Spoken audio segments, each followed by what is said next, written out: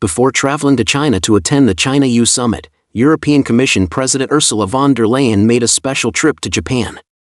During her talks with Japanese officials, she immediately proposed that Europe and Japan should establish a competitive alliance for joint rare earth mining and formulate global rules on trade and technology to counter China's dominant position in the global critical minerals sector. However, according to Japanese media such as Nikkei, the Japanese side not only remained silent on this proposal but also subsequently explained to China through private channels that Japan had never had such intentions. Reports indicate that the reason von der Leyen took this move in Japan before her trip to China is that the EU anticipates extremely difficult negotiations with China, as the EU is unwilling to abandon the approximately 25 trade restriction measures it has already imposed on China during the negotiations. In other words, the EU is adopting an approach of wanting to gain benefits without making concessions. However, Japan has no common ground with the EU on issues related to rare earth supply.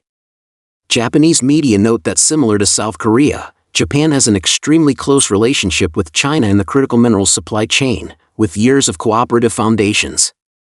Even after China fully implemented the export licensing policy for critical minerals, Japan and South Korea were among the first to obtain licenses, enjoying treatment similar to that of ASEAN countries.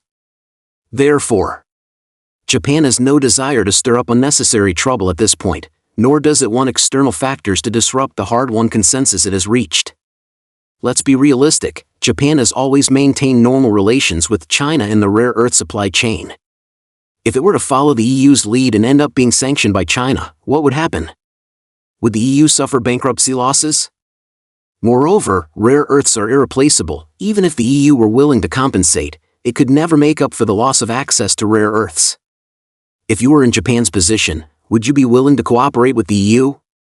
This is precisely why von der Leyen's remarks made the Japanese representatives present break out in a cold sweat. Furthermore, analysis points out that the EU's so-called proposal for joint cooperation with Japan is not entirely above board. Japan still possesses some rare earth refining and processing technologies as well as an industrial chain in this field, while the EU has basically none. Yet when von der Leyen put forward the proposal, she did not mention at all how much funding the EU would invest in this endeavor. Thus, Japan's reaction is entirely predictable. Given von der Leyen's move, it is foreseeable that the issue of rare earth supply has become a major headache for the EU.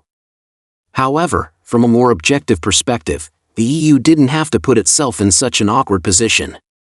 This is because China has not imposed any harsh conditions in this regard.